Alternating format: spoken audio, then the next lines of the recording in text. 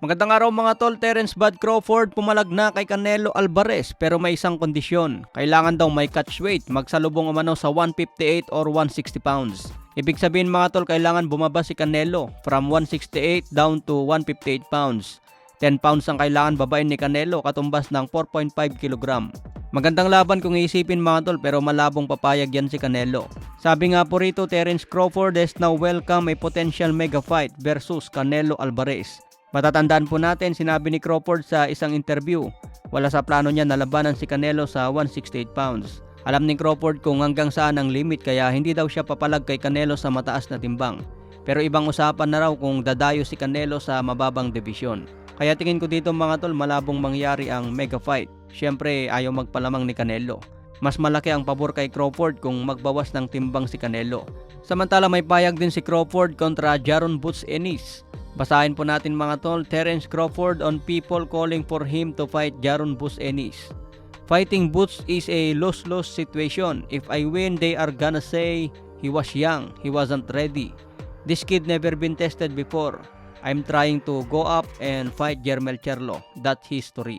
Maganda yung punto ni Bud Crawford dito mga tol, no? Wala siyang mapapala kay Jaron Ennis dahil hindi daw niya makukuha ang buong credit. Sabi nga niya, lose-lose situation.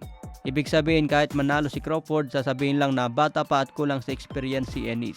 So baliwala pa rin ang panalo ni Crawford kung nagkataon dahil hindi pa talaga nasusubukan si Ennis. Lalo na mga tol kung ma-upset pa si Crawford, talagang talong-talo sa sitwasyon.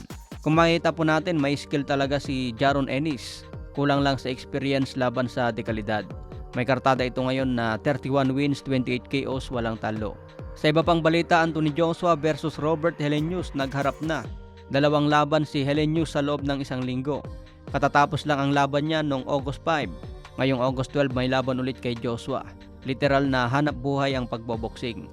Kaya abangan na lang po natin ngayong August 12. Ang masaklap dito, baka ma-upset pa si Joshua. Kung mangyari yan, baka magretiro na lang ng wala sa oras si Anthony Joshua. Kasabayan po niyan yung laban ni Navarrete versus Oscar Valdez. Ipapalabas naman ito ng ESPN. Ito ang maganda abangan ngayong linggo mga tol, talagang bakbakan ng dalawang Meksikano. Nakataya dito ang WBO Super Featherweight belt ni Navarrete. Tignan natin kung uobra pa rin ang style ni Navarrete. Maraming Pinoy na ang sumubok sa kanya pero walang nagtagumpay. Pwede sana ito kay Mark Magsayo mga tol, no, kung aakyat ng division. So sa iba pang balita, Floyd Mayweather may reklamo sa pound for pound ranking. Bias umano ang ranking dahil wala si Tank Davis sa top pound for pound. Sa kasalukuyan number 8 si Tank Davis sa The Ring Magazine.